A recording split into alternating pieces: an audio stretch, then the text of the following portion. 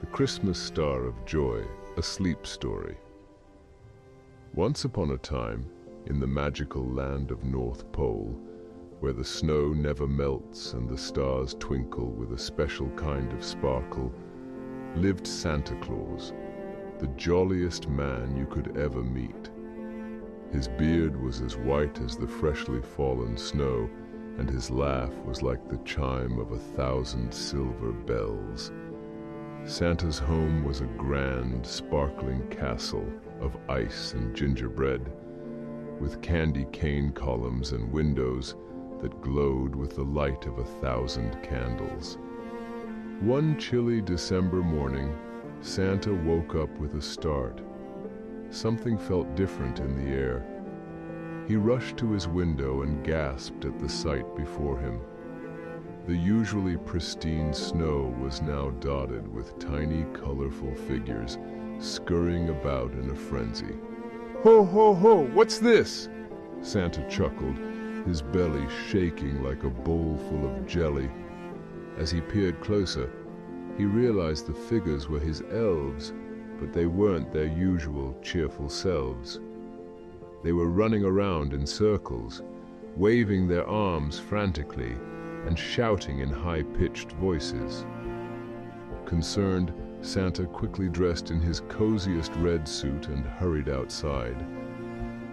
The moment he stepped foot in the snow, a group of elves surrounded him, all talking at once. "Santa! Santa!" squeaked Jingle, the head elf. "It's the Christmas magic! It's fading!"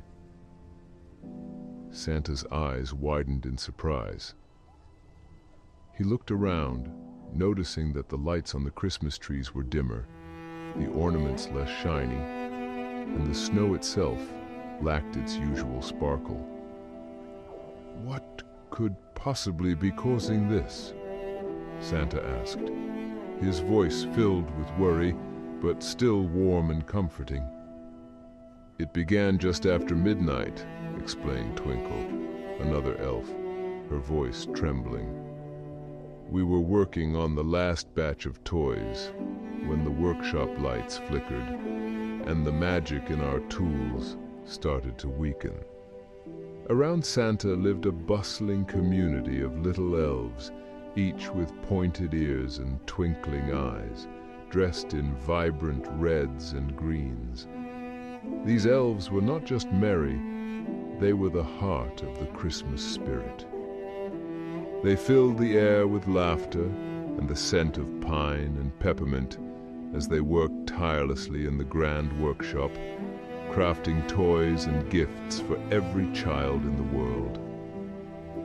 The workshop was a spectacle of wonder. There were machines that could paint 100 toy trains in a minute, tables where dolls came to life with a giggle, and corners where puzzles assembled themselves. The elves, with their nimble fingers, worked with joy, knowing each toy they made would bring happiness to a child on Christmas morning. On this particular evening, Santa was bustling about his workshop, checking on the elves' progress as Christmas Eve approached. The air was filled with the scent of peppermint and the sound of tinkling bells. Suddenly, a young elf named Twinkle burst through the door, his pointy ears quivering with excitement. "Santa! Santa!" he cried, waving a piece of parchment in the air. "We've received an urgent message from the Fairy Queen." Santa's bushy eyebrows rose in surprise. It was rare for the Fairy Queen to contact him directly, especially so close to Christmas. He took the scroll from Twinkle's tiny hands and unrolled it, his eyes widening as he read its contents. "Oh my," he murmured, stroking his beard thoughtfully. "It seems the magic that keeps our world hidden from the humans is weakening. They might discover us if we don't act quickly." The workshop fell silent as all the elves turned their attention towards Santa, the gravity of the situation clear in their wide eyes. Santa, ever the leader, knew this was no time for panic. Twinkle, gather all the elves in the Great Hall. We need to discuss this immediately, Santa instructed, his voice calm yet firm. As the elves gathered, the room buzzed with whispers and worried glances. Santa stood before them, the scroll still in hand. The Fairy Queen has informed us that the veil between our world and the human world is thinning. This could lead to humans finding their way to the North Pole, which would disrupt our preparations and, worse, could expose our secrets. Jingle, the head elf, stepped forward. What can we do, Santa? How do we strengthen the magic? We must perform the great enchantment, Santa declared, his voice echoing through the hall. It's an ancient spell that will renew our protective magic. However, it requires the cooperation of all magical beings of the North Pole. The elves nodded, understanding the seriousness of the task. Santa continued. We'll need the help of the reindeer, the snow fairies, and even the winter sprites. Each group must contribute their unique magic. But the North Pole wasn't just about the elves. There were the reindeer, Santa's magnificent helpers with their shiny antlers and warm brown eyes. Leading them all was Rudolph, whose nose glowed like a beacon in the night sky. There was Dasher, Dancer, Prancer, Vixen, Comet, Cupid, Donner, and Blitzen, each with their unique charm and strength. They spent their days frolicking in the snow, racing through the crisp air, and practicing for the big night when they would fly around the world. One chilly December evening, as Christmas Eve approached, Santa called for a grand meeting in the great hall of the Candy Cane Castle. The elves gathered around, their faces aglow with excitement, while the reindeer peeked through the frosty windows, their breaths puffing into little clouds. The elves gasped collectively, and even the reindeer outside seemed to still. "What does this mean, Santa?" asked Mrs. Claus, who had quietly entered the room, her kind face creased with worry. Santa paced back and forth, his boots leaving glittery footprints on the polished peppermint floor. "It means, my dear, that the veil between our magical world and the human world is thinning. If we don't act soon, children might stop believing in the magic of Christmas altogether." Twinkle, the young elf who had delivered the message, piped up. "But Santa, what can we do?" Santa's eyes twinkled with determination. "We must embark on a quest, my friends. A quest to find the starlight crystal, hidden deep in the frost-bound forest. It's said to possess the power to amplify the magic of belief, ensuring the spirit of Christmas remains strong." Mrs. Claus nodded, understanding the gravity of the situation. "We'll need a team. Who will go on this quest?" "I will lead it," Santa declared, "but I'll need the bravest, the kindest, and the most resourceful among us. Twinkle, you've shown courage today. You'll come with me, and we'll need Dasher for his speed, Jingle for his wisdom, and Frostina, the Snow Fairy Queen, for her knowledge of the forest's magic." The chosen team gathered around Santa, each with a mixture of excitement and resolve. Dasher shook his antlers, eager to be on an adventure, while Jingle adjusted his spectacles, already pondering the challenges ahead. Frostina hovered, her wings casting small snowflakes around her. "We must leave at once," Santa said, "for the journey to the frost-bound forest is long, and the night is short." "Friends," Santa began, his voice warm and comforting, "another Christmas Eve is upon us. But this year, I've decided we should make it the most magical of all. We will not only deliver gifts, but also sprinkle extra joy, kindness, and love wherever we go." The elves cheered and clapped, their bells jingling merrily, while the reindeer pranced and snorted with delight. "But," Santa continued with a twinkle in his eye, "we need something special, something new, to light up the world a bit more. Any ideas?" An elf named Twinkle stepped forward, her eyes sparkling with inspiration. "We could make a star, Santa. A star so bright it would guide us and light up the hearts of everyone below." "That's a splendid idea, Twinkle," Santa beamed. "Let's make it not just any star, but one that carries the spirit of Christmas in its light." The elves gasped in awe, and even the reindeer outside pressed their noses against the window, their eyes wide with wonder. Mrs. Claus stepped forward, her voice steady and determined. "When do we leave, dear?" Santa chuckled, his belly shaking slightly. "Not we, my love. I must go alone. The journey is treacherous, and I need you and the elves to keep Christmas preparations on track." A chorus of protests erupted from the elves, their tiny voices rising in concern. Rudolph tapped on the window with his hoof, his red nose glowing brightly, as if to signal his readiness to join. "Now, now," Santa said, raising his hands to quiet the crowd.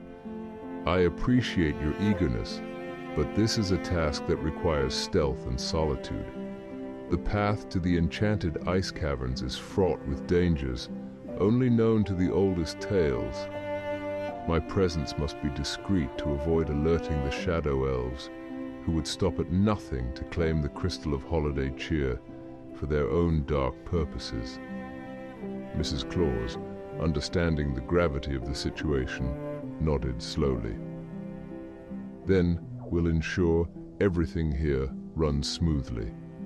But you must promise to take some magical safeguards with you." The elves got to work, crafting a star from the finest gold and silver, encrusted with gems that shimmered in every color of the rainbow. They sang songs of joy and peace as they worked, and their magic infused the star with warmth and love. When it was done, it hovered gently above the workshop, casting a glow that made everything seem more beautiful.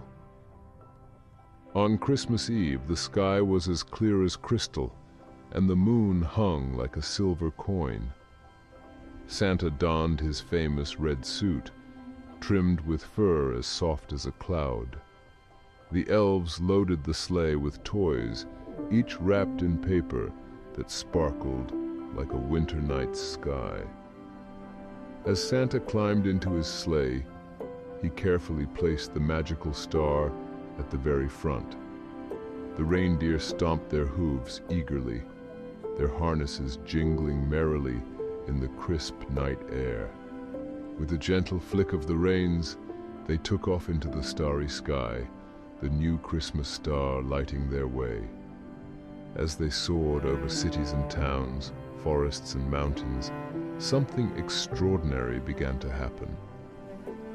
The star's light touched everything below, leaving a trail of twinkling magic in its wake. Children, who had been restless in their beds, suddenly felt a wave of peaceful dreams wash over them. Adults who had been stressed about holiday preparations found themselves smiling for no reason at all. In one small town, A family struggling to make ends meet discovered their cupboards mysteriously full of delicious food for a Christmas feast. In another, a lonely elderly woman opened her door to find carolers, their faces glowing with warmth and joy, singing songs that seemed to lift her spirits higher than they had been in years. The stars' light spread warmth and kindness throughout the night. In a bustling city where people usually rushed past each other without a glance, strangers suddenly paused to share a kind word or a helping hand.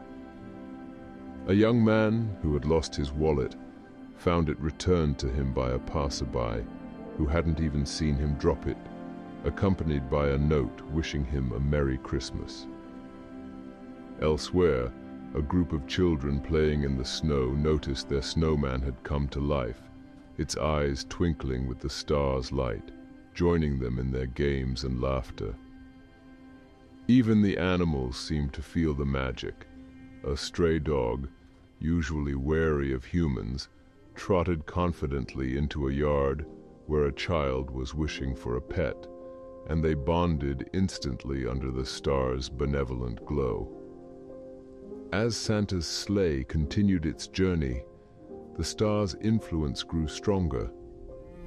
In a village where there had been no snow, a gentle, magical snowfall began, covering everything in a soft, sparkling blanket that brought out the children and adults alike to revel in its beauty.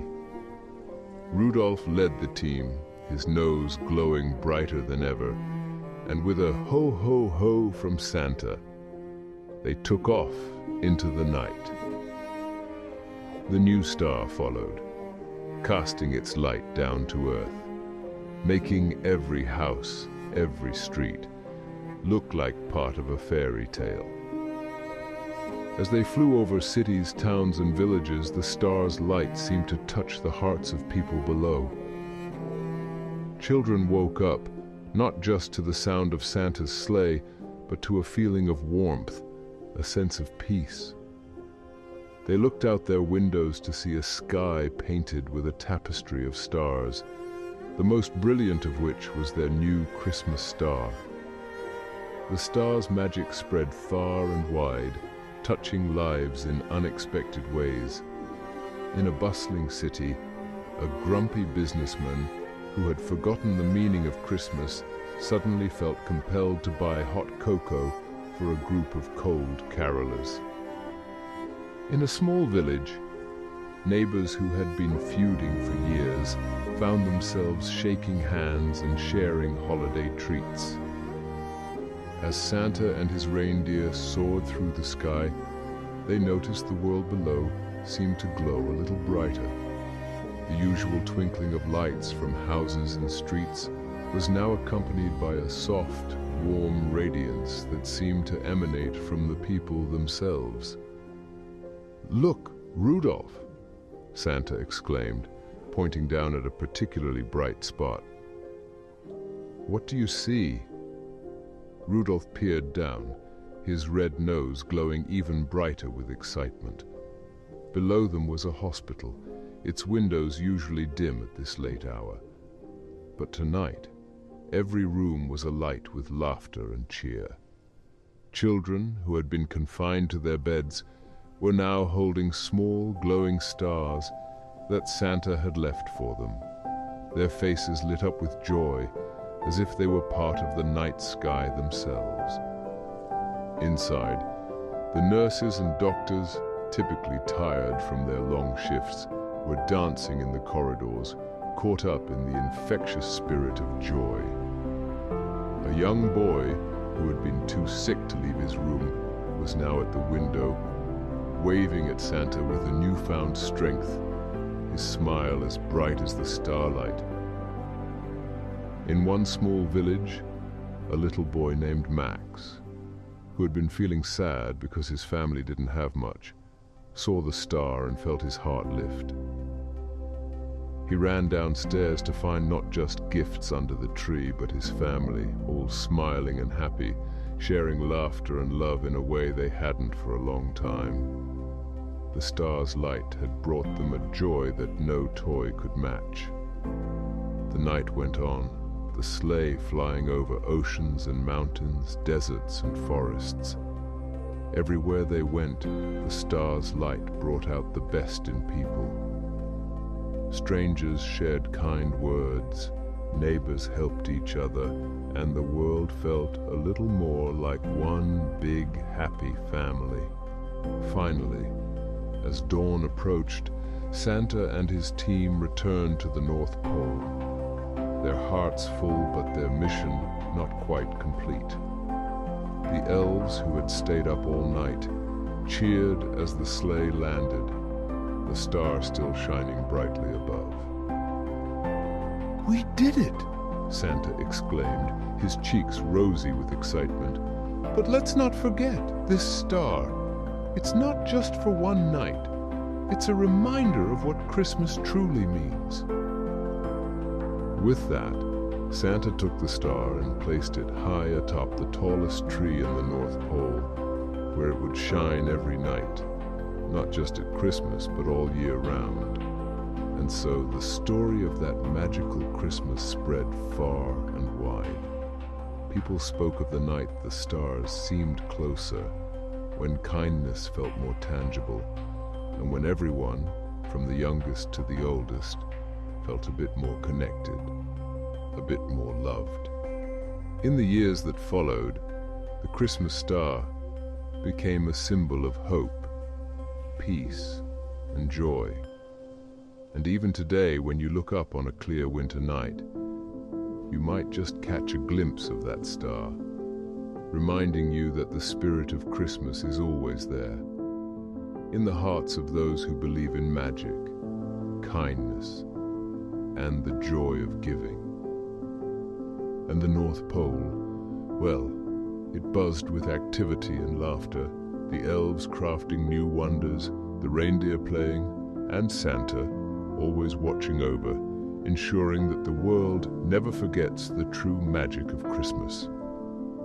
So, as the tale ends, remember this: Christmas is not just a day, but a feeling, a light within us, as bright as that star over the North Pole, shining with love, joy, and the promise of peace to all.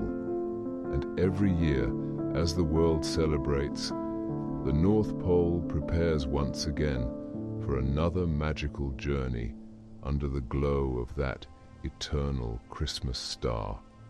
The end.